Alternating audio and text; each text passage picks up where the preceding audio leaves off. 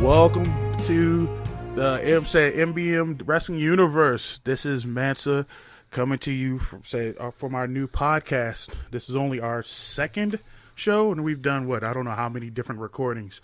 As I said, I'm Mansa. We recorded episode 1 6 right. times, I think, due to different technical issues and stuff. This is episode 2 because we're. You know what we need to do? We need to stop saying this is our second episode, and we just need to go. This is the episode dated 10th of July, 2015. That's what we're going to do, because that's what this is. I said episode 10th of July, 2015. And as I said, I'm Mansa, 1/3 of the MBM Wrestling team with my brothers, Ben and Mike. How are you guys doing today? Pretty darn good, dude. I'm Ben. I am the meat in the middle of the MBM sandwich. And I am Mike. I am the twig of the MBM sandwich. You calling me fat? No, he's calling both of us fat. It's just fact. It's fact. I am the skinniest person in the group. You saying it's just fat? I wish I could get fat, but it just ain't happening for me. We gotta get you some sandwiches, man. I don't know what else to tell you. All right. And this sound is me and Steve Weiser. Awesome. You know, so one recording he did, he had Jack and Coke. I was like, that was awesome. Fun, yeah. See, Ben is a man who always brings the right stuff when we record. All right, so we're not going to keep with the introductions. We're going to pretty much get into it. So much stuff happened in the last couple of weeks since the last time we recorded, which is our live special from Raw. We've seen a bunch of titles change hands, and we'll get into that momentarily. But the first thing I want to talk about was the Beast of the East special that happened over on Saturday morning. Because tell me again how Finn Balor isn't getting preferential treatment, Mike.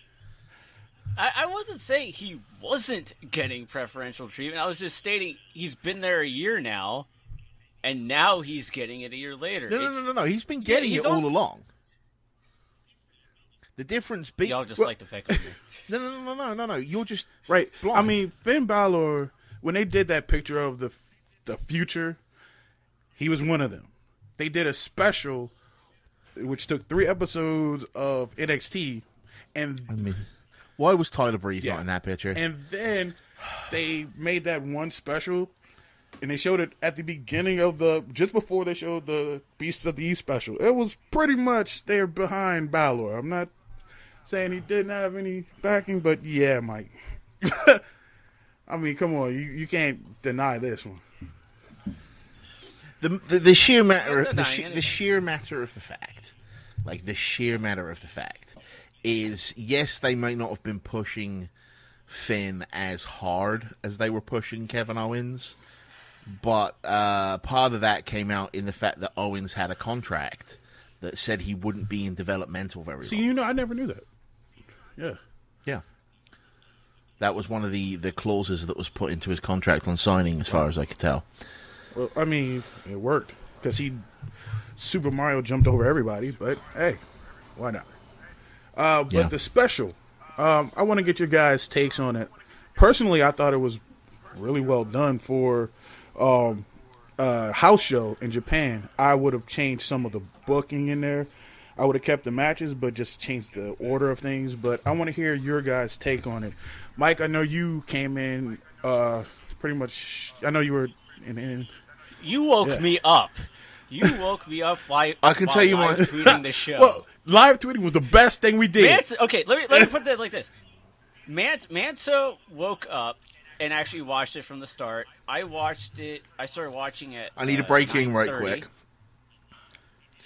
And then it didn't wake me up. It didn't wake me up. So. Well, anytime there's a tweet from the MBM Twitter, it goes right. Well, it does that with me too, but it does that with me too. But I was clever enough to leave my phone downstairs. That was pretty clever, bro. But anyways, Mansa woke me up while live tweeting it, which after reading all the tweets was really funny. I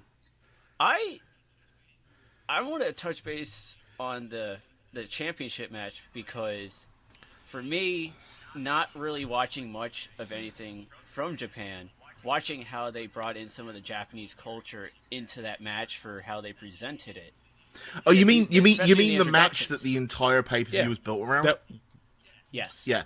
You mean the man who had an entire pay-per-view built around him, but isn't getting preference? But what I'm saying is that I really like. I don't get to see much of that stuff, and seeing the fans throwing in the streamers, the geishas giving the flowers, that brought a different perspective to it, which was, I thought, in my opinion, cool.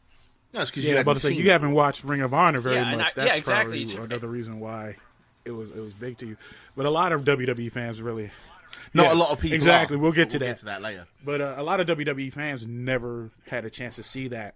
I mean, they're just strictly watching the WWE. So it was something that was big. And I heard that was something that John Laurinaitis actually had a hand in, if I remember reading right. He booked the entire weekend in Japan. The entire and especially weekend. That match, he was making sure that they had that kind of level. It was different. Everything about that match was special, which is why I don't understand that wasn't the last match of the card. But yeah, Super Cena. So Ben, what's your take on it? Mwah, mwah. Really? Yeah, that's it. Bear in mind, you're talking to a guy who doesn't give a crap about Kevin Owens and doesn't give much of a crap about Finn Balor. But okay, well, what about anything else of the card? Mwah, mwah. Yeah, name another good match. Jericho versus Neville. Jericho Neville. That was a great match. And I had to watch it again to make sure. I watched it again when I was fully awake to make sure I wasn't crazy. That was actually a pretty great match, man. I don't think. Wow. Oh, that's a surprise. Those two should have done better. Really? Yep. From seeing what Neville gave, like. Okay, you're talking about me. Yeah, and exactly. Neville. Like, I thought that was one of Neville's better matches. Yes. And better than a huge pile of poop is still a pretty big pile of poop. Damn. That's a big surprise to me. All right. I'm just really I want to see a match that Neville wrestles where he doesn't. Oh, you're not going to see that. Like, his entire career was him leaving his feet. From before he was Neville, he was leaving his feet. So you'll never see that. That's a shame. Divas match. Yeah, I wasn't bringing that one up. The Brock Lesnar quote unquote match sucked. You're right. Sucked. The squash. We knew it was going to be a squash match. I mean, the submission mat wrestling specialist, Kofi Kingston. Solo submission mat wrestling specialist. And then the destruction of the New Day afterwards. But we all saw that coming too. We all actually said that was going to happen. And the tag match at the end. That was exactly. So as a and this is going to sound really, really, really, really, really, really bad, but as a person who likes what I like, there were two people on the card that I was genuinely interested in. Jericho and Ziggler. I figured that's what you was going to say. Now, I originally spurred us into recording this week because I had a few things I wanted to get off my chest. And one of the things I wanted to get off my chest is I had a conversation with someone the other day who was talking about the glory hound that is Chris Jericho. And how he only ever comes back when it suits him. But yet The Rock is the greatest thing since sliced bread. Okay, first of all, Chris Jericho doesn't slap him. I just walked away. Okay. First of all, 90% of the times Chris Jericho comes back to the WWE, it's at a house show. Right. It's not even televised. Second of all, he's not coming back to promote some damn movie. And third of all, Jericho can actually wrestle. Very true. Absolutely true. Yeah. The reason Jericho was on the card in Japan is because he's Chris Jericho. He's as well known in Japan as Finn Balor is. it was the amount of fans and cheering that he got, that pop he got when he came out. And I just said on that Japanese fans, they were amazing that whole card. But the pop that Jericho got coming out there was off the chain. It was amazing. Yeah. And he should have. He spent years out there. And also to touch base on the one thing, Jericho has even come out and said, I'm only going to do house shows. I don't want to do television. Yeah. Because with house shows, I can improv. And I can do things that are more fresh than whereas on television, you're told this is what you have to do. And he only wants to come back on television unless it's something very, very special. Yeah. Outside that, he really doesn't want to do television. He just wants to do house shows. And that shows how much he loves to wrestle. And the rumor mill is that Jericho actually got hurt in the match against Neville. No, he came out and said it. He hurt his neck. He said it on his podcast. Yeah. Yeah, he said on his podcast this week that he hurt his neck in the match. Was it serious or just like? No, he says it isn't serious. It's whatever. Just a little stinger, little tightness. Okay, but he'll live. So can we rename Neville Rey Mysterio yet? No, not yet. No, I've already nicknamed Callisto that. Okay. No, that's Callisto for me. Because Rey Mysterio is notorious for injuring We still can't call Neville that, but it sounds like he's on his way. Yeah, we're getting there, but not yet. Okay. But Jericho Neville may have been okay, right? Don't get me wrong. It would have been a great match had Neville not been in it. I'm sorry. He's a gymnast. He's not a wrestler. I want to see him go hold for hold for hold for hold with a guy like Jericho. And he has like 1,004 holds. Right. 1,000 of which are arm bar. Neville will never be a wrestler, especially of the caliber that you're asking for, because he's known for his high-flying moves. And it's a shame because that kind of wrestling will only last for a few years. Yep. Just ask Daniel Very Bryan. much so. All right. But let's move on. On to what was the main event, Finn Balor, Kevin Owens. Now, I just dropped the thing I was playing with in my hand. Sorry about that, everybody. Me too, but I never know. Bear in mind, I am not invested in the Kevin Owens character. I'm not invested in the Finn Balor character. So I was looking at that match as kind of an outsider, really.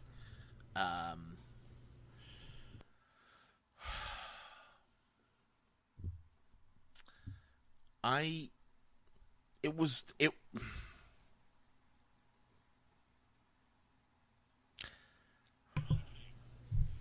okay. Like, it was a great match, don't get me wrong. Absolutely great match.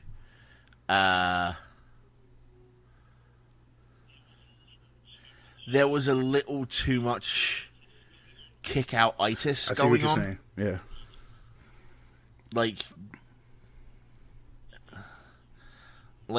yeah. Kevin Owens kicking out of the coup de grace. And then Finn Balor going, well, I'm just going to use the coup de grace again. And everyone in the crowd going, hang on, but he kicked out of it before, why isn't he going to do it again? Like, I don't know, it might have been time to bust something new out instead of the second coup de grace. Maybe get away from that really awful finishing move that is going to hurt somebody one day. I'm calling it right now.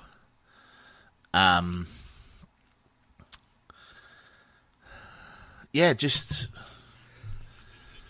It was an entertaining match. There you go. That's my review of it. It was nice to see the pomp and circumstance, and I don't mean the Macho Man's entrance music. It was nice to see the streamers and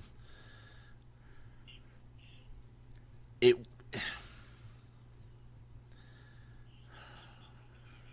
I've come to the conclusion that I have been very, very coloured in my opinion of Kevin Owens and Finn Balor and Hideo Itami because of the way they're being pushed by NXT. And it's not happening naturally, in my opinion. They're definitely the favoured sons at the moment. And I see people like Tyler Breeze and Sammy's, because he's out injured right now, but when he was still in, Sammy and CJ Parker. Yeah. All who worked their ass off to establish NXT as a brand, just getting trampled on by these three people. And it's probably going to happen again when Yuha comes in. And then, you know what I mean? Like, I don't know. I feel you. I feel you on that. But at the same token, they got the fan base now. I mean, they know who to push. And it's not fair to, especially Tyler. And I wish Sammy wasn't injured. Because, yeah, those.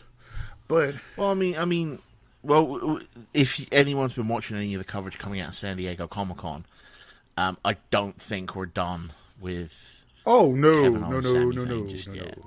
no. I've been following Comic-Con pretty closely. No, not anytime close. But still, but still, even saying that, we don't hear anything from Tyler. We don't. I mean, and then you have a bunch of pretty much no names after this point. And who is it that has put Finn Balor over Yeah. for both of his number one contender matches? Mm-hmm. Oh, wait, Tyler Breeze. Right, yeah, okay. No, it wasn't Tyler Breeze in the first one. It was Hideo Itami that he beat in Was the it? first one. Was it? Itami, That's right. Itami beat Hideo- Breeze. So to Breeze move put on. over Itami. Yeah. Oh, so, Right. so Breeze put over the other Thank favorite you. son is what That's you're saying. two now. So I mean, but what can you do? What can you do? I'm not saying that Owens and Balor aren't something special and they're not the future. I just wish the people Were there a that- little longer? Yeah, Yeah. got that nudge too. Yeah. All right. Especially when Yeah. Sammy's always in that picture of the future. Well, Sammy's of WWE, definitely you going know, to be going for the stars. Yeah, there's no doubt. main roster. Yeah. I don't know. Anyway, this is depressing. All right. It'll get out. Let's move on. Let me say my. Overall, I watched most of it in the background while I was playing video games. That's how bored I was. All right, How's that? my take. I loved it, except for I did that tag team match at the end, the Divas match. Yeah, So pretty 2 much. out of the 5 matches. I loved about So half you the loved pay per view. about I thought it half was a the great pay pay-per-view. per view, and I loved it more because I was live tweeting. I had fun just interacting with everybody, and then watching the pay per view. It was exciting doing that, and I think we'll be doing that a lot more. So definitely stay tuned to our Twitter page. So we'll give you all that information at the end of the show. But Yeah, Mike's Yeah, been he did live tweeting. and- Live tweeted Raw this week. Yeah, I did Raw this past week. That made Raw a lot more fun to watch, just because you're interacting and let's with go- so many other people watching. I'm about to say, let's go ahead and go into Raw too, because and hear your takes on that. And Raw was bad. It wasn't as bad as our Raw. Our Raw was horrible, which was last Monday. This past Monday was bad. At least it was better. I still haven't watched our Raw on television. So Yeah, well, I'm still stay- going, our Raw was awesome. Just because I haven't seen it on TV. Right. You're going out of Stay your in way that to zone, not watch dude. it at this point. Yeah, I want to remember it Trust for the me, awesomeness stay in of that being zone, live. because when you watch it, it's like learning that there's no Santa Claus, man. It is awful. Well, I'm sorry, Mick. There is a Santa Claus, Mick Foley. I'm sorry, there is. I didn't mean to say that, but it's awful. It's absolutely awful. So let me hear your boys' takes on that. Going into this, Right. that car God finally damn got it. it. You guys need to go first. You guys need to go first because I'm going to be talking for a while. All right, I'm sorry, Okay. Mike. I'm sorry, but It took it took a week. It took a week for that car to finally get it to meet its maker. And what a beautiful way for it to meet its maker. But the only match on that card that really enthralled me was Yeah, that Cena was versus the only- Cesaro 2. Yeah. And I also I want to bring this up because I found the survey. They did a survey after this past Monday Raw asking you, what is your favorite John Cena U.S. title open challenge match? Number 1 is Cena versus Cesaro 2. The second one is Sami Zayn. Number 3 was the Cesaro match in DC. And then 4 was Ambrose and 5 was Neville. That was your top 5 out of all the I matches. wouldn't mind seeing a collection of these U.S. So- title matches. Like, these matches were, on the most part, really great. John Cena's been, There was only been one battle. To have a collection of that, I would pay money for that. These matches have been so much fun to watch. And Cesaro 2, oh, man, they were going at it. That was awesome. That's, And I don't know, and I think I'm just being impartial because we were there live for the first one, but I felt that the first one was better than the second one. But I think that's just because I was watching that second one on The television. second one, compared the to watching second it. one The second made one did more make sense. more sense. I felt that the moves and stuff were a little more polished than the first one. Up until the end, I didn't like the end of the first Cesaro Cena one. But to me, at least, I think that was just from being in DC. But I did feel that most of the first one was much better. But the story wise, 2 made more sense. So, still, that series was fantastic. Yeah, absolutely fantastic series. Mm-hmm. Yeah, it was really great. And then, of course, what we didn't see. Yeah, which hold was on. We'll get to Raw, that. We'll which- get to that. on We'll touch YouTube, on that. yeah, We'll get to that. But Ben, go ahead.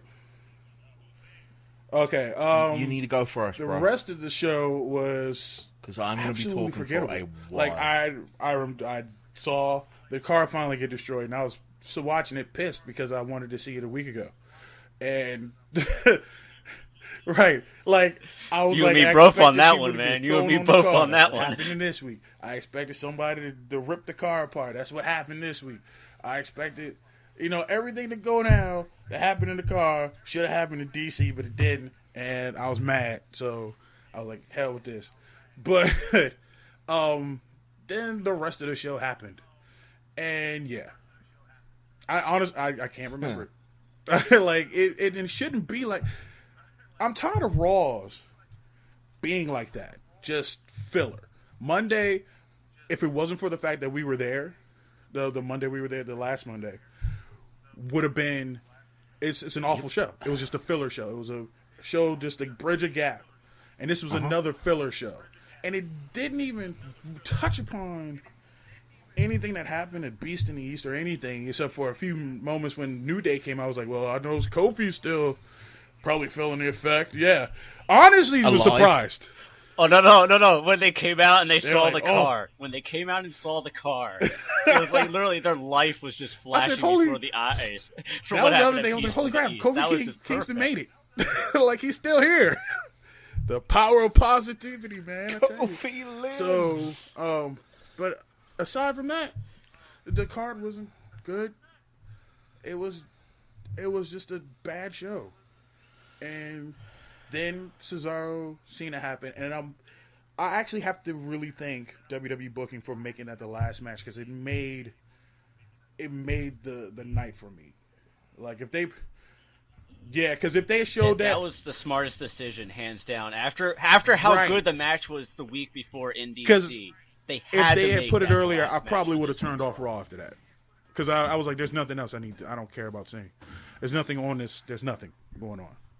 So, yeah, that was my take of Raw. Go ahead, Ben. All right.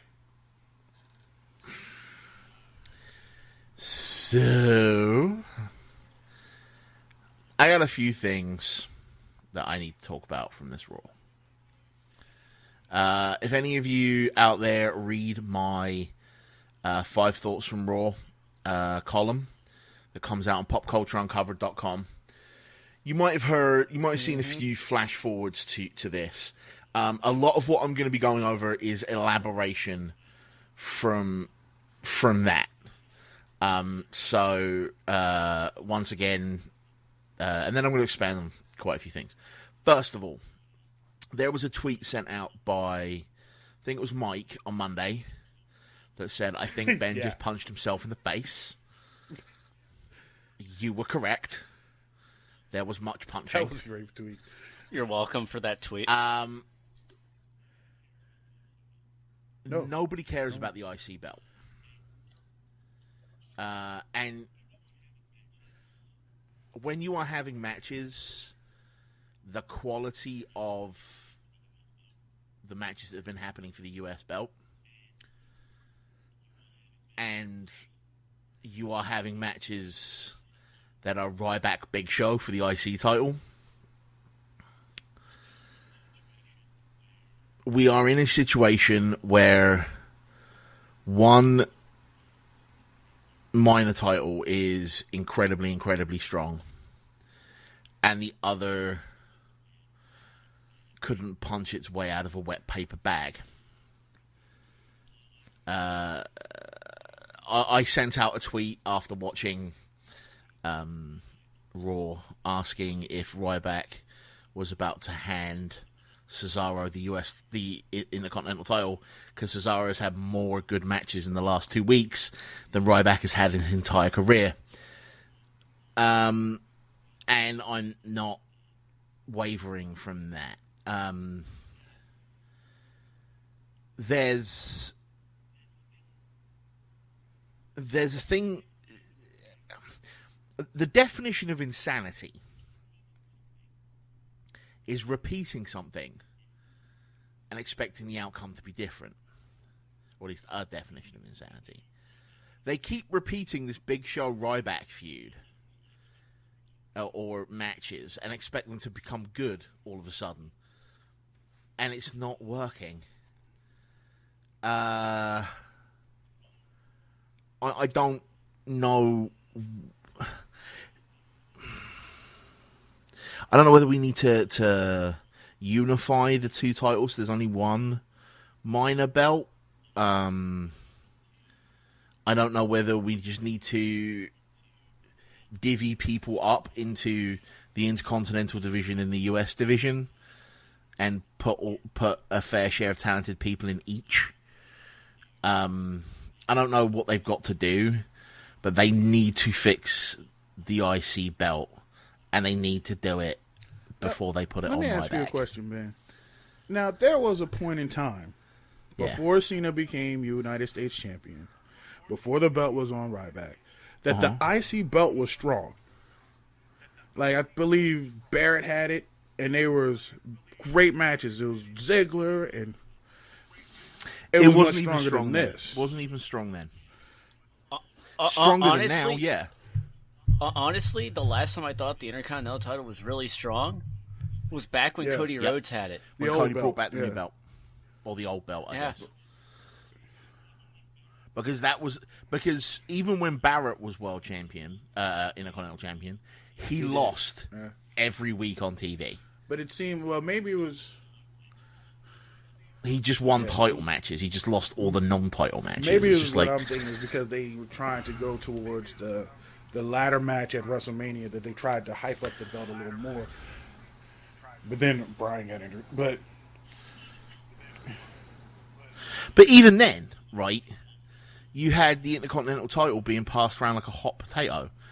If Barrett was a strong champion, he would have just bullhammered the ever-living smeg out of all of them and just taken it back instead of letting it happen.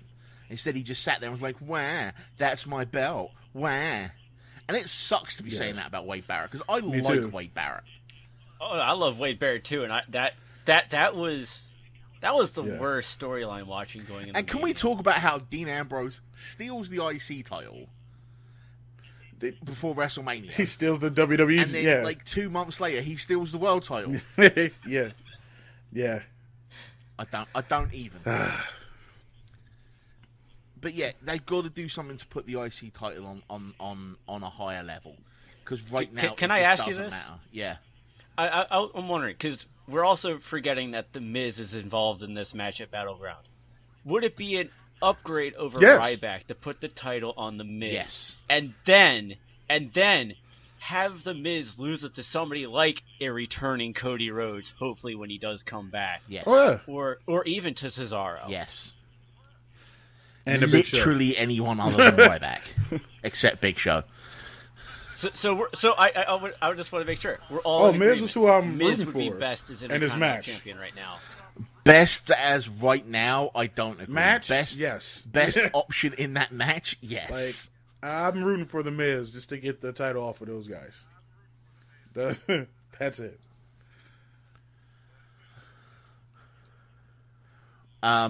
The second thing I want to talk about,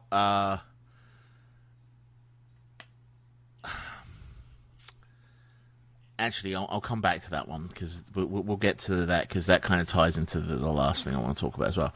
All right, let's talk about Paige. Paige.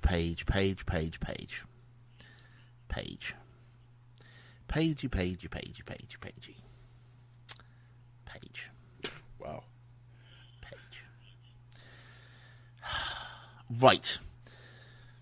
First of all, you don't go on Tough Enough and have a massive meltdown about the fact that nobody watched The Beast in the East pay-per-view. And be like, I was one of the performers that flew 18 hours here and back again, and I'm offended, and I should get up there and smack the hell out Jason of all Jordan of watched you. it. Right? Because A, it makes you look like a prima donna. B, it makes you look like an idiot. C, someone should point out to you it wasn't a pay-per-view. It was a WWE Network special. And most importantly of all, and this is my favourite, why should they respect you? You can't win matches. Let's look, just Tough Enough for a minute. Can we look at the judges on Tough Enough? Yeah, Mike. So who are the judges on Tough Enough? Who are the judges on Bryan. Tough Enough? Okay. All right, so we have Daniel Bryan, a man who can't stay healthy. Hulk Hogan. A man who never had any talent. Paige. Who can't win matches. Why are they judging future talent again? Do you think the trainers, which are Billy Gunn, Lita, and Booker T, do you think they should have been judges instead? Actually, I was surprised as well that they as have the trainers. Yes, the trainers and then the judges. I thought they would have had the trainers be the judges. Well, something since we're on the topic of it, something I did read yesterday is apparently USA Network is not happy with Tough Enough. Yeah, and it's mostly because of the format. I have to apologize to any of the guys who are on Tough Enough for following us, but I don't watch it. I don't care. There have been 6 seasons of Tough Enough at this point. Name 5 Tough Enough winners that have gone on to beat anything in the WWE. Right. Like John Morrison. 5. John Morrison. Okay. Let's see here.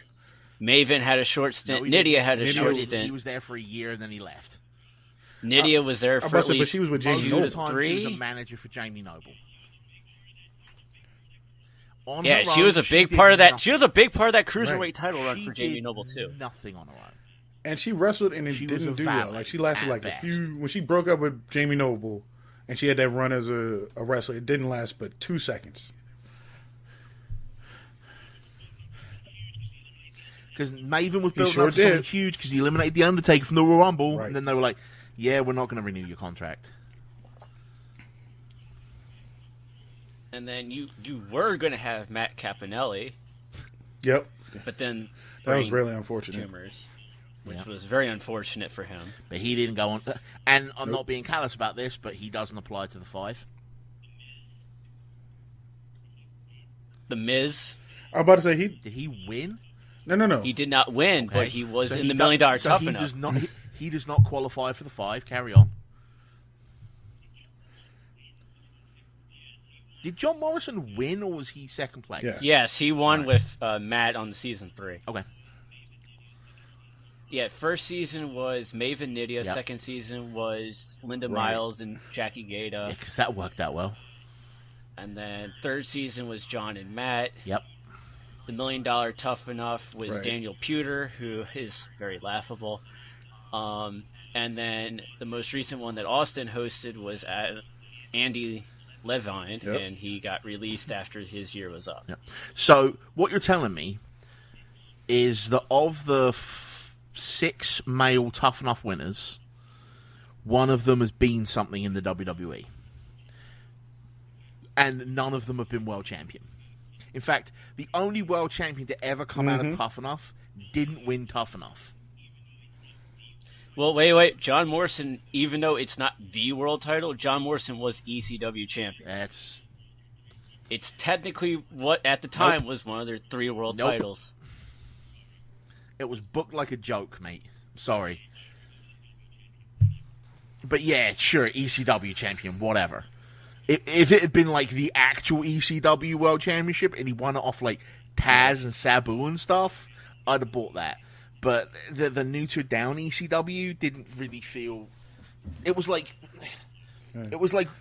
We'll winning just a Little say, League all title. right.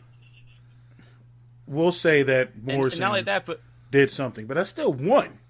One Yeah, out yeah, of but 6 Morrison male also winners. was a multiple-time you. I'm Intercontinental champion, Okay. multiple-time tag team champion. Okay. Yeah. That's And something. I'm saying he did something. I'm just saying he never became world champion. So the point I'm trying to make about Tough Enough is, why should I care? There is a history of these people Right. not making a difference, or spending their year that they win the contract for and then getting thrown out. So why would I ever buy into these people? Yeah. I'm not going to waste my time with it. I'd rather take the hour it would take me to watch Tough Enough and go watch a VOD of ROH or Flippy Lucha shit. That's Lucha Underground I just for swore again, those sorry. who don't know.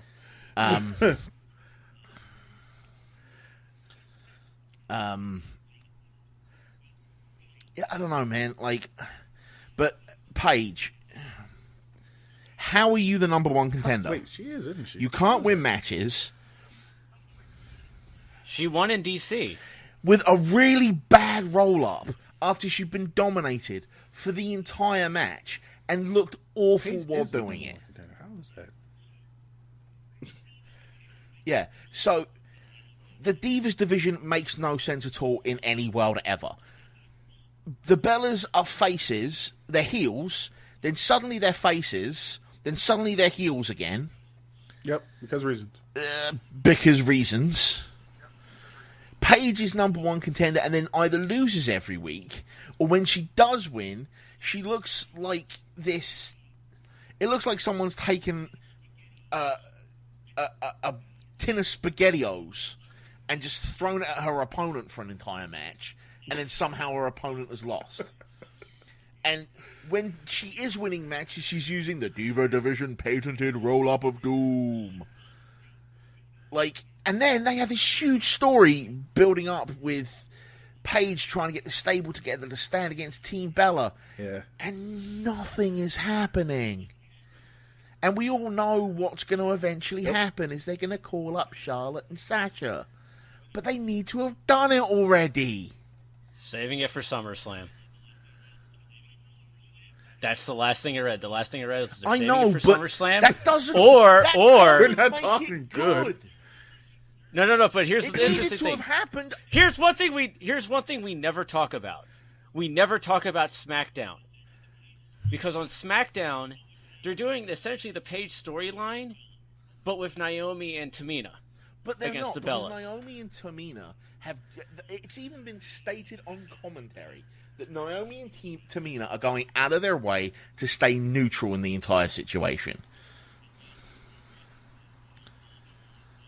And yet the rumor is that if they don't call up Charlotte and Sasha, No that's sense at who's all. joining up with Paige. And that makes no sense, because less than a month ago, Naomi was like, well, what about me? I hate Paige. It's like, what? Yep. Reasons. Like, it's like the Diva division exists in this little bubble of I make no sense, get over itness. Like,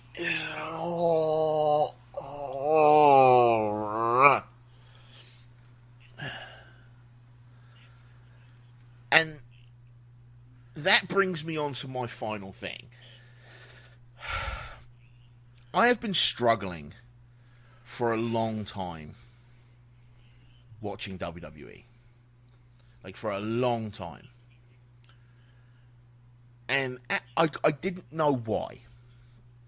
Watching wrestling in general, to be honest, because this is a symptomatic of every promotion that is currently being televised.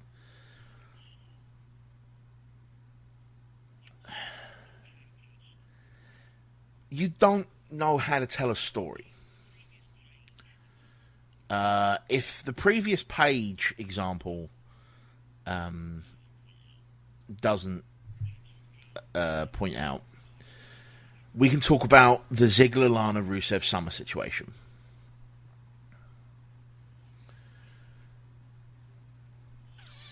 When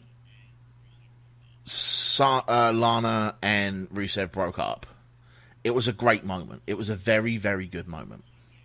But then all of a sudden, out of nowhere, like completely out of the blue, she shows up in Dolph Ziggler's match and starts kissing him. And there's a narrative leap there that's missing, right? Because never before had she shown any sort of interest, or vice versa. And when she did come down, he was just kind of stood there. And we know, as like, quote unquote, smart people, He actually like, says okay, it in the ring. Where's Rusev? Right? Yeah. Yeah, he does. But Yeah. he should have been saying that over the microphone. You're like, oh, all right. What are you trying to do? Come on, where is he? Right? But I want to go back about 6 months before the whole breakup happened. And Mansa, we were hanging out one day. We were going to get comics and having lunch, and I said to you that, who did I think was the best person to pull Lana away from? I believe you said Rusev? Ziggler. You said Ziggler. I did. I said Dolph Ziggler. Now let's take the situation that happened on WWE TV. Rusev is wrestling Cena. Rusev dumps Lana. Lana shows up out of nowhere and kisses Dolph Ziggler. Right? Now let's talk about how you should actually tell that story. Okay?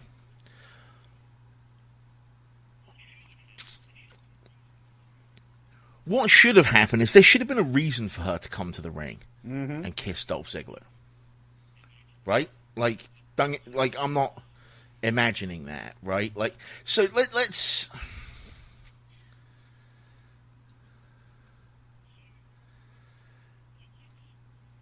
So, let's... Here's how you tell the story. I'm so angry about this, I can barely speak. Alright, so... The fallout of this starts at Survivor Series. Dolph Ziggler gets Rusev counted out. It's the first time Rusev has been on the losing end of a decision in his main roster career. Right? At that moment, the night after, there should have been a promo on Raw or something.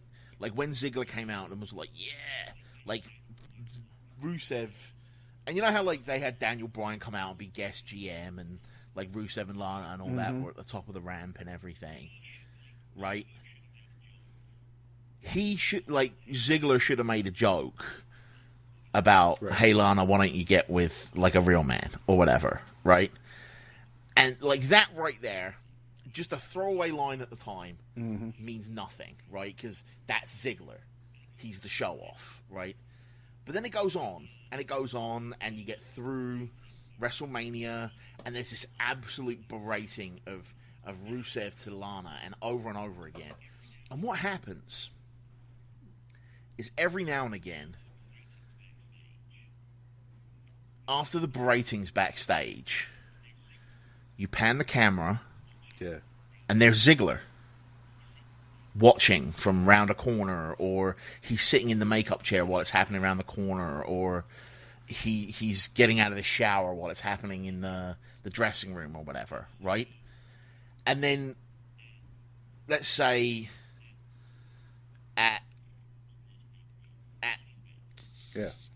what was the last pay-per-view? Money in the Bank, right? No, what was the pay-per-view before, right when he got hurt? Damn. Yeah, that's right. Whatever. Elimination Chamber special. Yeah. So, Elimination Chamber, Dolph goes through hell and comes up short in the Elimination Chamber, right? And you see him limping to the back through the curtains, and like he's absolutely dejected. And as he's walking, Lana is just stood there watching him walk through, and they share this glance, and he just walks off. And then it builds, and then he catches another he catches another verbal berating, and this time he steps in and he's like, look, leave her alone. She doesn't deserve, and he gets his ass kicked, right? But it's building this relationship between Dolph and Lana, right? And I'm not saying that you need Dolph to be the aggressor in the situation, but I'm working off what was already there with Rusev trying to beat Lana into submission or whatever, right? And then it would just come to a head where eventually,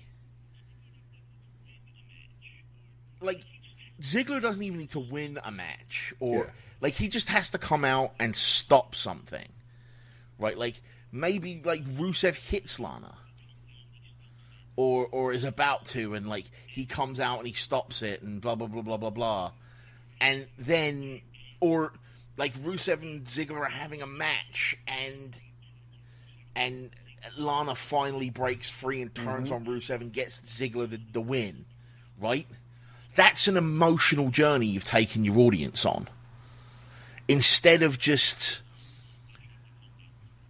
oh, hi, I'm Lana, I'm hot, I'm going to shove my tongue down your throat now. You know?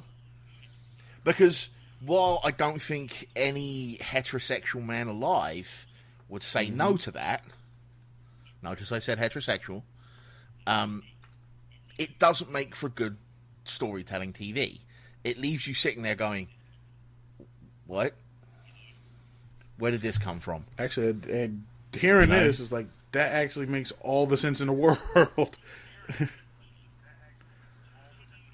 And also, to continue into the angle that is currently going on, you suddenly have Rusev paired up with Summer Rae, who at last glance was the Miz's girlfriend. Yeah, no so Miz. When's Miz getting involved in this feud? But that doesn't make storytelling sense. Yeah. It just... Because Summer Rae shows up randomly backstage and says something to Rusev, and now she's in the angle. Yeah. And suddenly she's now his woman. and as he calls it, nice submissive summer. And then, like, there are so many examples of why this does make sense. Like, I talked about Paige. I talked about this thing with Dolph Ziggler and Lana. The anonymous GM coming back, even though they revealed it as Hornswoggle, which made why. Bray Wyatt deciding he wants to interfere in feud-ending matches. Why? Yeah. Because F you? Because Bray Wyatt, I guess. I don't know. Like, if...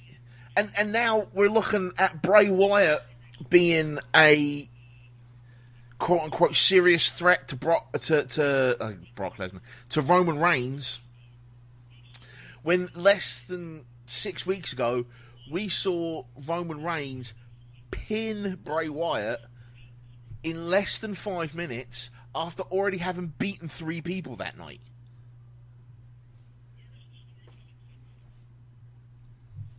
Where is the storytelling sense here? Back in the Attitude Era, yes, the titles were passed around like hot potatoes, but that made everybody seem like a serious contender all the time. It very much promoted it on any given night mentality. There hasn't been that in the WWE for years. Yeah. Well... And I'm going to take a drink. Well, at the same token, WWE no longer has competition that pushes that kind of mentality out of them either. But they do. But they don't. They shouldn't need it. They needed it for a long time, and you've seen that. This isn't new. Yeah. But this is what I'm saying: is if they just made a little bit of a... Alright, this is going to sound really weird, but if they fired like half the writers and like got people writing the storylines that knew wrestling, because apparently the writers right now are all these college graduate people that have degrees in like writing and storytelling, and I'm like, yeah, I really just outbooked all of you in like 5 minutes. I could book the Intercontinental Division to make it strong, starting, I don't know, tomorrow. Just give me 10 people of my choice to use. And you would be surprised at who I pick. Not all of them, but some of them. And then we have... the reliance on repeated gimmicks. Little Jimmy became Spiders. Became King What's Up. It's... And I'm ranting, and this is going to sound like I'm just like I just pooping all over the WWE from a great height. But it's because I love the WWE that I love wrestling. That I'm as critical as I am, I think. And like,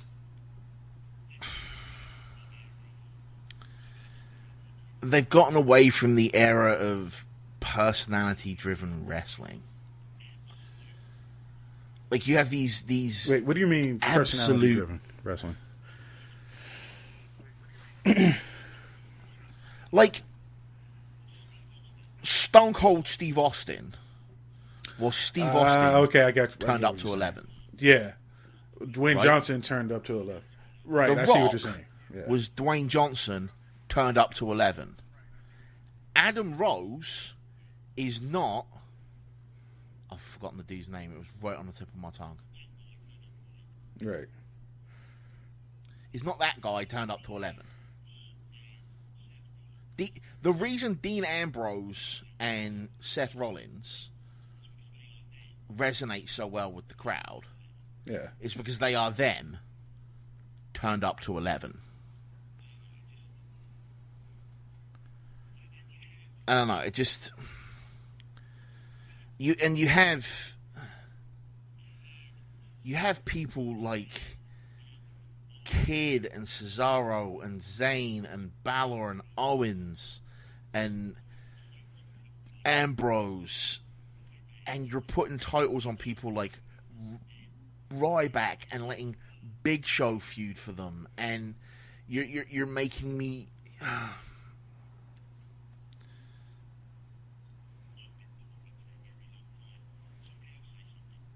I've been talking for a very long time. Somebody else say something. It's a pain that I felt for years. I just got it out of my system long ago, and it just had to just sit back and take things as they go. But even saying all of that, I remember, at least in my mind, that the WWE at one point was a lot worse.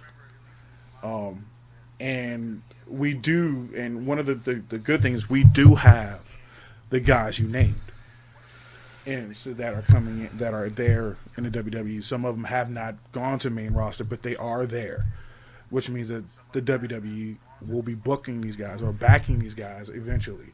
Big Show won't be there much longer, whether he likes it or not. Ryback, but these guys, the Zigglers and, well, not Zigglers, but the Zanes and Ambrose, these are guys who will be the future of the WWE. So they will have their day in the shade. We just got to get there, and sometimes it just takes patience. But getting there and then watching these storylines is really hard, and it's really hard to take. But I don't want to continue to berate the WWE any longer, because yes, this was a rant, and I definitely wanted Ben to rant, but it's from his love for the WWE, for wrestling, and yeah, it's because I know they can do better. I think that this hurts so much. Certain people get a little more control over things, that things will change. And I'm not naming names, I'm not saying anything else, but I do believe that's will happen going forward. Mike, anything? It's essentially on the horizon. It really is. We just gotta wait for that horizon to finally come. Like I said, it's a thing about patience. It's a waiting game, but it's it's so hard to wait. So, but let's move on, because I'm sorry. Go ahead. But there was one last thing I wanted to talk about on Raw. Sorry, which is and I'm gonna ask Mansa, are you sitting down? Oh yeah, I was going to say something positive. I'm about to say something positive about John Cena. We're talking about the thing I alluded to earlier. So correct? No. Okay. Yeah. No. We'll get to that afterwards. Yeah. I have been very down on John Cena, the wrestler. Very down on him. I don't like the way that he's being put forward. I don't like the way he's put over all the time, etc., etc., etc., etc., etc.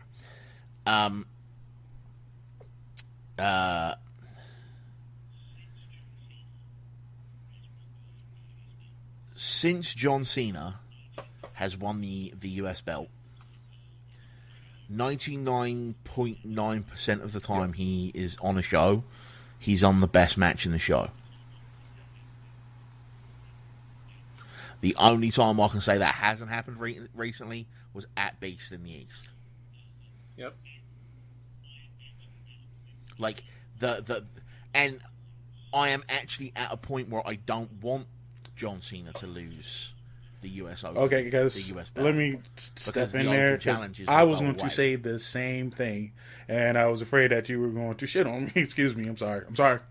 I thought you were going to beat me up for that, but I don't want to see him lose because of the open challenges. Must continue. Or right, I want it written into the contract that the challenges must continue. Because one of my favourite things that has ever happened in WWE history was 24/7. Mm-hmm. And this is the closest thing you're going to get to that in the modern era. The reality era. In the reality era, or whatever we're calling it now.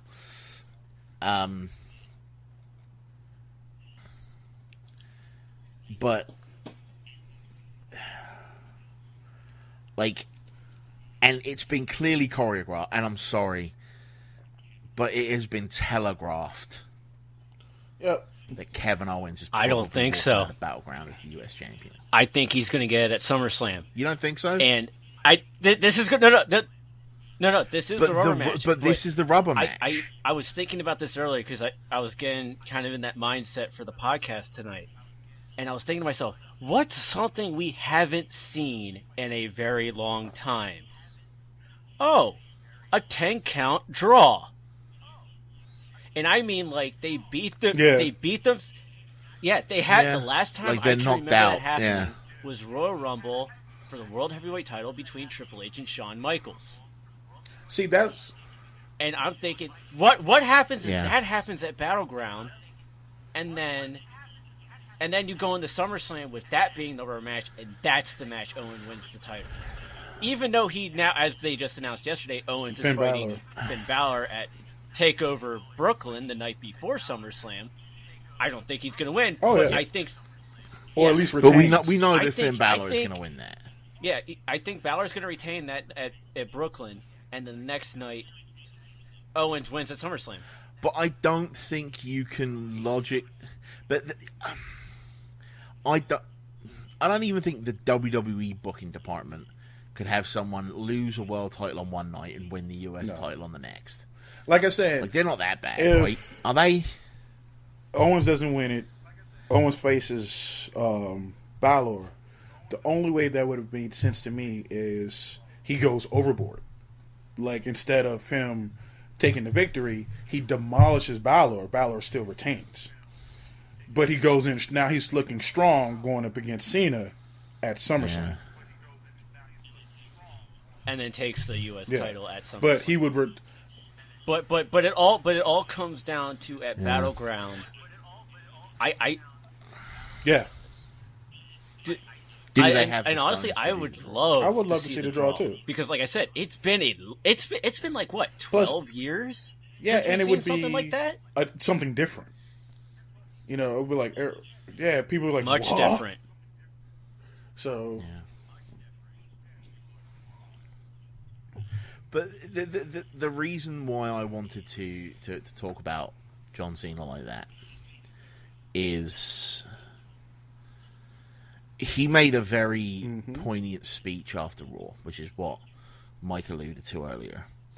And I'll let Mike talk about the actual meat of what was said. But in that speech, he said that his very first match on the main roster in the WWE was in that building in 2002. mm-hmm. So John Cena's been with us for 10 of 13 them. years Yeah. and been a top star for like 10 of that. And I have been very, very down on... And as I said in my 5 thoughts, even like the Chicago crowd are... It isn't city. exactly Cena's best... They're not his best friends. Let's put it like that. No. Best city. They're not his best friends. They're not his buddies. However, that being said,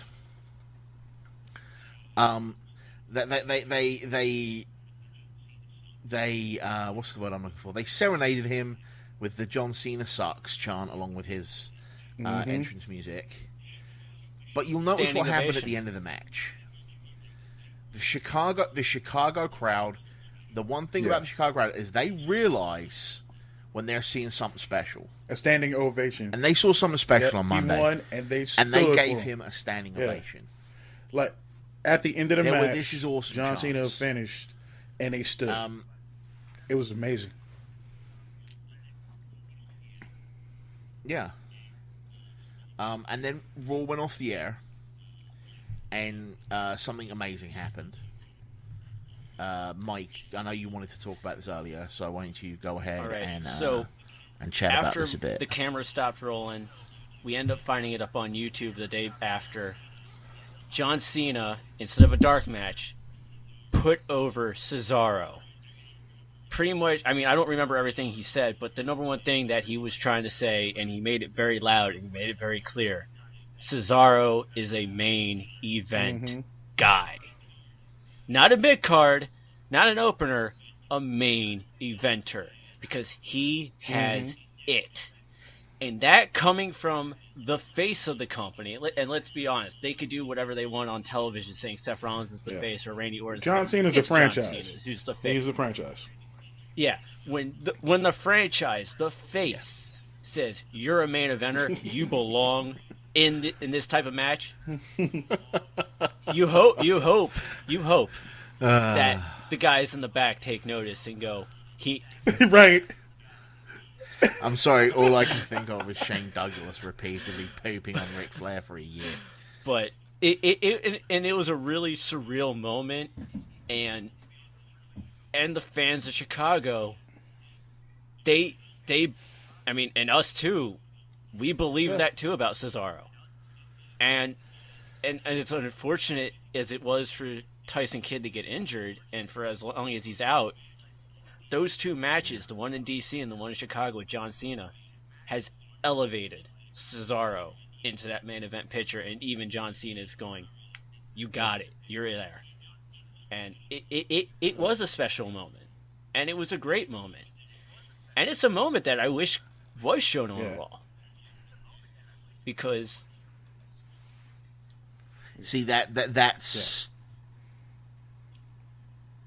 that's my point.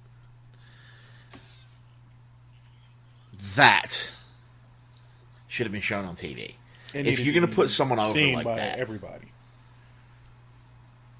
you know, and not just via YouTube for some fans' phone either. Right. Yeah. You know, at least should have been record it an and put it on after your all YouTube channel thing, like a WWE exclusive, and they should have shown. Or hell, show it on SmackDown. Show it on WWE Superstars when you do it. Because it was really a special moment. Because not only did he put over Cesaro, he thanked him for once again having an amazing match in this building. Like, he was emotional when he said it. Yeah, he did. Like, it was he even made reference to the emotional to him. It was that important. That's why the WWE really needed to show this. It was such a huge moment. And Cesaro with Cena. Guys, have you noticed that more and more when John Cena's going to I've noticed that too. He's like thanking them for the He's good having times. These matches, It's like he's on a this U.S. retirement Open Challenge, and the matches he's been wrestling have been amazing. I was like, is he going to retire? Because he's putting on the greatest matches of his career. But it's like on Raw. I'm not saying he's going to retire. He might be on the.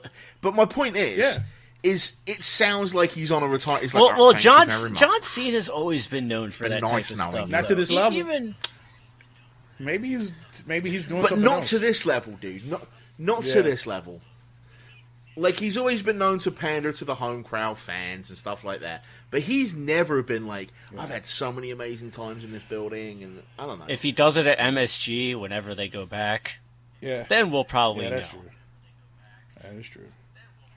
All right, so normally we do the segment on Wrassle Wednesday, but Wrassle Wednesday didn't have too many big moments, so I'll make it really brief because we can go on into the news after this and lead into the ratings for ROH. But on ROH, let me start with NXT. NXT, congratulations to the Vaudevillains for becoming the number one contenders for the Tag Team Championship. Yeah, that boy. is going to be awesome. And announced. Oh yeah, I think we'll all agree that I love the Vaudevillains. And if anybody who followed me on our Twitter feed on Raw Monday night, Simon Gotch retweeted us twice. So that was awesome. Simon Gotch is an amazing person. Also announced for next week will be Charlotte versus Sasha Banks for the women's title. that's something to look forward to. And then the rest of the show was actually the Kevin Owens and Finn Balor match. And then we had also Solomon Crow.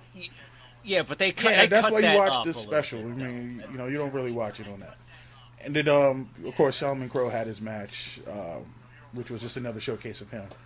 But well, no, it was also a showcase of Marcus Louis, and I gotta admit, after the storyline a while back with Enzo and Colin Cassidy and him losing his hair and everything like that, they actually almost had something very promising. Yeah, with almost him and had Tyler something Breeze. very promising. And then it just crumbled, and then now Marcus Louis back, and I'm kind of digging what they're doing with him. I just want to see a bit more. He's gone kind of crazy, and I honestly want to see more Marcus Louis. You know what? I don't really care. Honestly, I don't care about Marcus Louis. Sorry. Yeah. It's just so interesting. It really is. To me, it's really we did have to interesting do watching more for that me character. because it's. Well, could you imagine if they did the thing with but Tyler Breeze? Well, now that he's separated from Sylvester Lefort. What's his name? Yeah, maybe he'll get to. Well, we'll hope because with this new maybe gimmick, he'll get to spread his wings and fly a bit. He's a monster. Well, like I said, this new gimmick was supposed to start with Tyler. And that it would was have supposed made to sense. start with Tyler Breeze. Yeah. He was stalking Tyler Breeze, and it went nowhere. Then. That's why I'm like, why are you pulling this out now? So, well, like I said, we'll see. Then let's get into ROH. ROH had, this was finally the aftermath of Best in the World. So we got a chance to see the newly crowned ROH champion, Jay Lethal, shred his stuff. And Jay Lethal, who was the television champion, now has both championships. They're calling it the Undisputed Championship, but Nigel McGuinness made sure to make it clear that those are two distinctly different belts. And that Jay Lethal, if he doesn't give up the television title, will have to defend both titles. So he decides to go ahead and defend both titles. That was the biggest thing. The main event was the next big moment of ROH, which had the recently reformed Kingdom, because Adam Cole was injured and just reformed with them at Best in the World. And they took on Michael Elgin and Ray Dragon. Now, the big takeaway from this was back at Best in the World, Adam Cole lost the match. And Maria Kanellis and the rest of the crew were kind of looking down on him like, okay, well, you lost the match. You haven't been here. We winning titles over across the sea. But we still believe in you, although you're like the weakest link. So this match, he loses, but he does one thing special to say. He does one thing to really piss off the Kingdom, which was thank his opponents after losing the match. So it looks like the Kingdom will probably be breaking up, at least his portion, him, from the rest of them, which is fine. He can go off and do whatever he wants at that point. But the match was solid. So getting into TNA. Now, the things I want to talk about with TNA was Ethan Carter III is the TNA heavyweight champion. Yeah, off a roll-up. He is the champion. He is still undefeated. Can y'all believe this? He is still undefeated until Wednesday, where he lost due to a disqualification. But he is still your TNA champion. And he ran the show. He booked matches. He was booking many handicap matches and really false matches. But the things to take away from this show was the second part of the interview Mike Tenay had with Jeff Jarrett. And there was one thing that Jarrett said that kind of harkened back to what we were talking about when it came to Global Force Wrestling. And we had always joked about Global Force was built because Jeff Jarrett wanted to be champion in his own show. What does this have to do with what happened on TNA? Well, the question came up about what was Jarrett going to do with the King of the Mountain belt. And so Karen chimes in, well, it has a different home. And Jeff says that they're going to build the roster around the King of the Mountain belt. Because remember, Jeff is the King of the Mountain champion, and it looks like that will be their championship belt going into Global Force. Yep, it's got TNA in red colors. But it's got TNA written on it. It looks like the old Also, World isn't it Television the Championship old belt. World Television So unless he Championship belt? changes it and puts Global Force in there or something, but that King of the Mountain belt will be their belt. But he's been talking about partnerships with all these other wrestling organizations that have the different forms of wrestling come there, and one of the partnerships is with now TNA. I was like, okay. So you're the champion of all the wrestling now. Instead of just one company, you are the champion of all. So the last big thing to take away from TNA was the end of the night. Dixie Carter came back, who hasn't been seen in forever. And she came back spouting that she has pretty much. You alright? Oh. Ow. Dixie Carter comes back spouting that, she's turning over a new leaf, They let her back on and that she realizes that she ran TNA into the ground. And she now knows that she needs to have somebody in place that can run the show. And she said, it's not me. And then she looks at Ethan Carter and said, it's not you, and leaves out. So apparently she's going to name a general manager to take over for...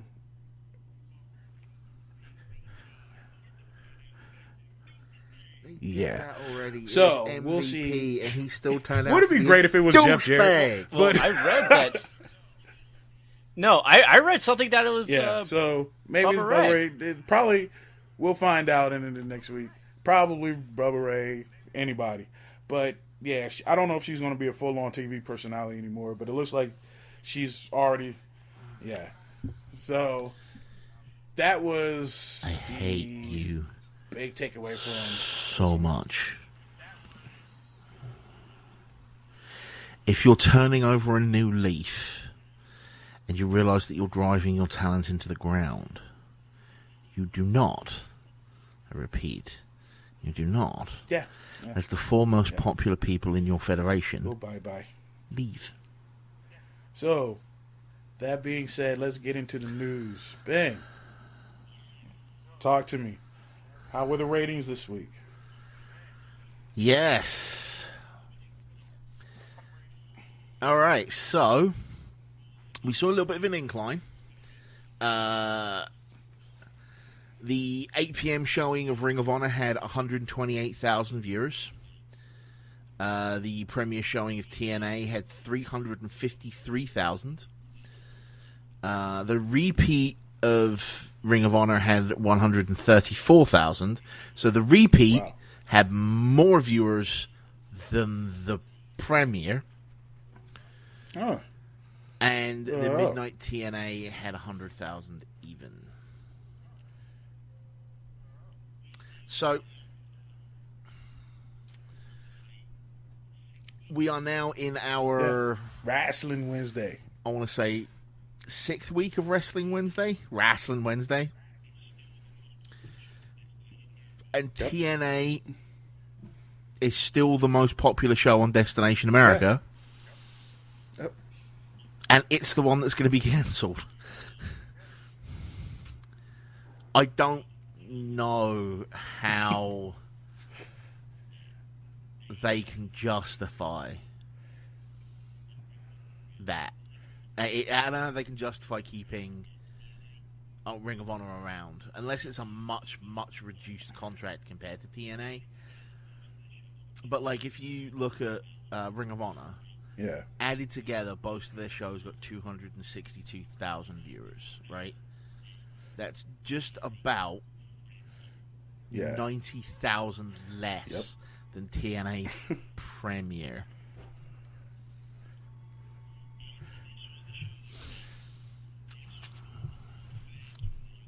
And this was the show they were banking on.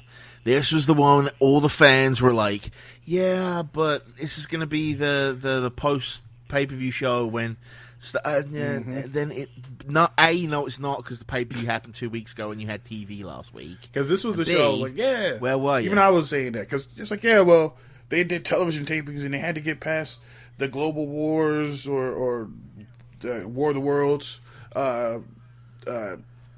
thing with New Japan, and this would be the first show they show about what happened after Best in the World. So, yeah, this should be great. And, yeah. I need my Ring of Honor fans to really step it up, people. Even TNA fans, watch Ring of Honor. I mean, something. Because as a person, right? Now, I've spent the last I don't know how long while now do talking about how I'm not invested in like Kevin Owens and Finn Balor and all that lot, and that's because I don't really watch ROH and I don't watch TNA because TNA drove me away. Think about that for a minute. As an outsider, right, as someone who doesn't know anything about either company or wrestling in general, right, just wrestling in general, if you showed people those numbers and went, pick the cancelled show, they're going to pick ROH.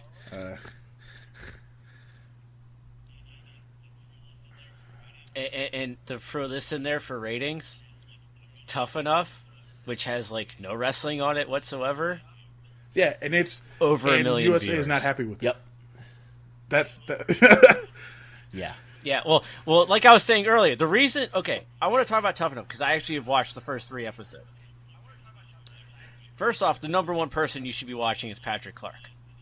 Not because he's local for us and he's from MCW, but because he's the only one who's actually really good. He's the one that's talented. Yes, he's the one who's talented. He's the one talented. who's calling out people on stuff, too. And then also, I'm not going to lie, ZZ's really entertaining, but there's only so long you can keep him on the show because he has, like, no athletic ability.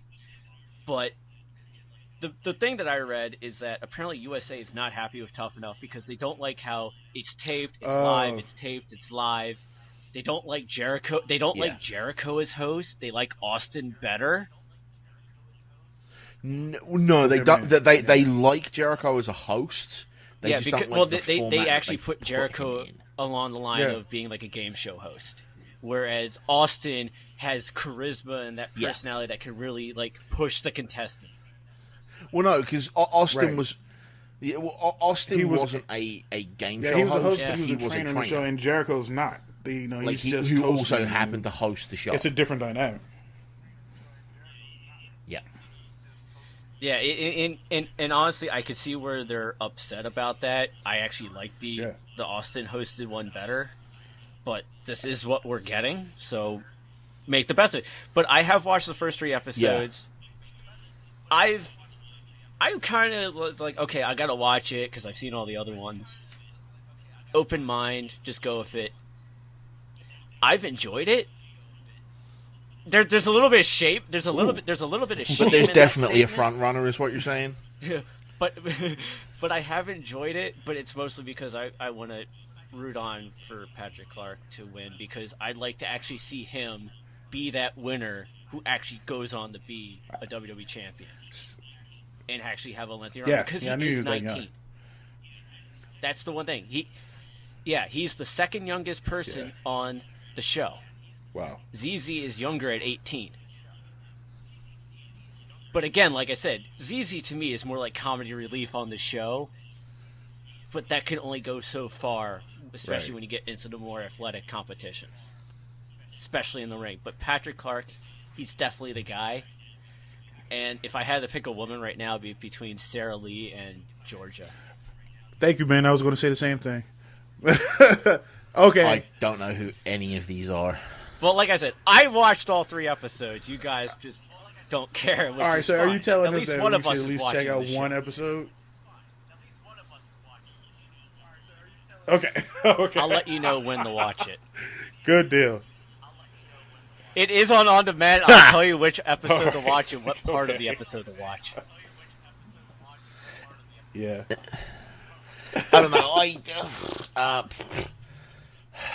Pretty much, I'm quoting what CM Punk said when AJ was still in WWE after he left, and that was, "When my wife tells me when to watch, I'll watch, and she hasn't said so yet, so I'm not going to watch until she says so." Good deal. So that's me to you guys. Yeah. Me to you guys is I'll let you know when to watch it, but until then, Yeah, don't pretty bother. much. He's our wife, and he's going to let us know when to watch. No. So you're out. Yes, I'm the MBM wife. I was using an analogy, Ben. Thanks so much. So what you have me on now? You have me as the MBM wife and the president of the Eva Marie fan club. Gotcha. Cool. Let's add more titles to that later on. Yeah. I think we may have. What's your point? Right. And I think we lost. him again. Once again, someone in Mike's house is using a microwave, which is making his internet. Not explode. actually. No, I was wanted to get into the ratings. Was there any I more was going to ask wrestling if news you you had really wanted to anything else that you cover? wanted to bring up. 'Cause Mansa? what was that? Yeah, there were a couple of things. That's right. I forgot to mention that. First of all, Yep, is Austin Aries is Ring of coming Honor has back just to added Austin Ring of Aries Honor, to which is one of its shows. Reason to watch. That's Alex Shelley and Austin Aries now have been taped to be part of Ring of Honor. Watch.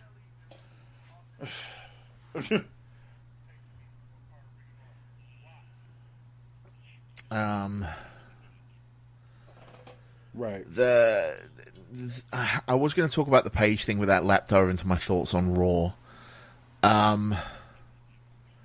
There was what wasn't known by a lot of people was there was a tryout camp in Japan for WWE while they were there, Really?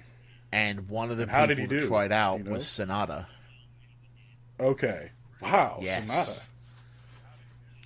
Sonata. We don't know how anyone did, but Sonata still lives. Really? Get out of here! Like I knew. Is Sonata America. part of Global So he Force? flew to Japan for the tryout. Right. Like, because I remember after he left there, his I don't contract know. had ended. All I but know is he's I don't former remember if X-Division he champion. actually went to Global Force or he's one of the ones saying he was going to Global Force. But that's interesting that he still was in America. I thought he went back to Japan. But that would be great. I would love to see Sonata mix things up. And I would like to hear about. Oh yeah, definitely. Like that's If that I would could be get my amazing. wish right now, it would be Austin Aries in That would be the NXT. greatest thing. Not gonna lie.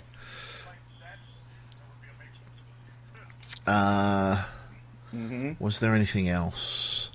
We already talked about Neville injuring Jericho.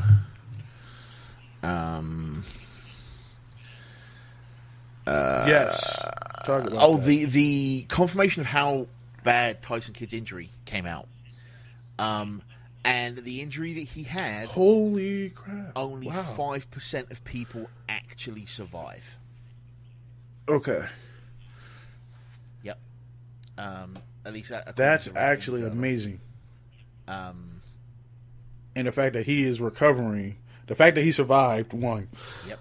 excuse me, and that he's recovering that's just for lack of a better word, a miracle. And so I am happy that he's still doing something. That's just incredible.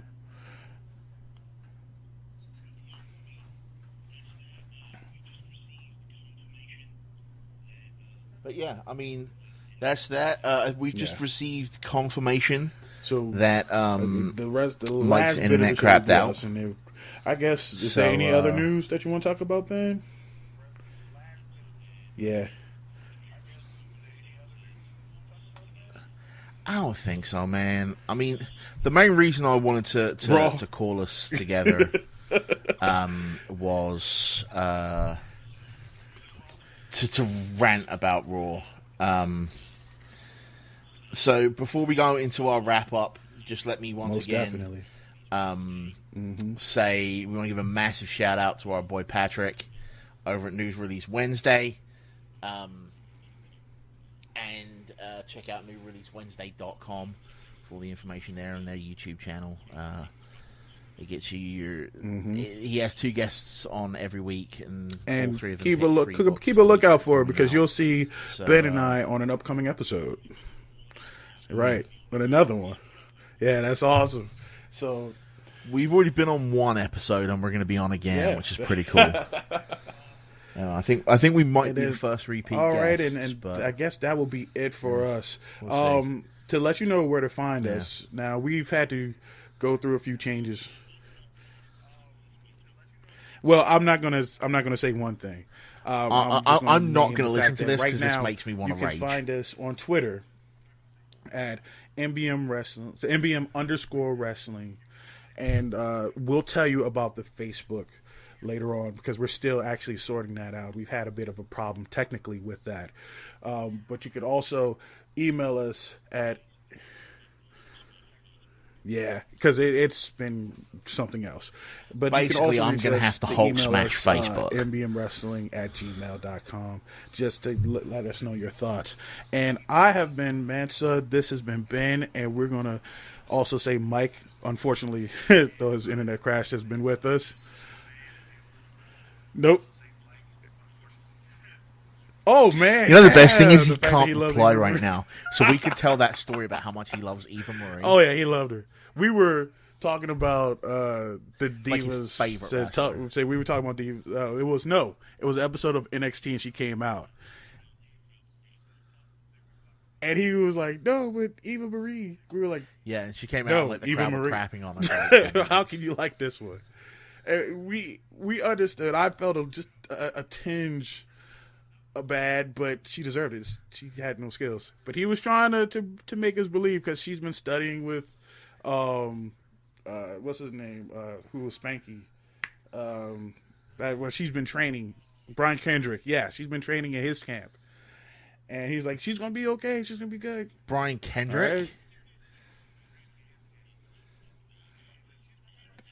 Right. Like, if there's anywhere you go to train in the WWE, it's NXT, you know. Yeah.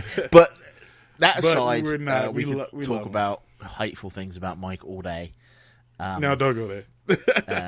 And his weird fascination with... No, I'm not even going there. But in this week, where we give thanks to the power of positivity that Kofi Kingston made it out of Japan alive, we will see you next time.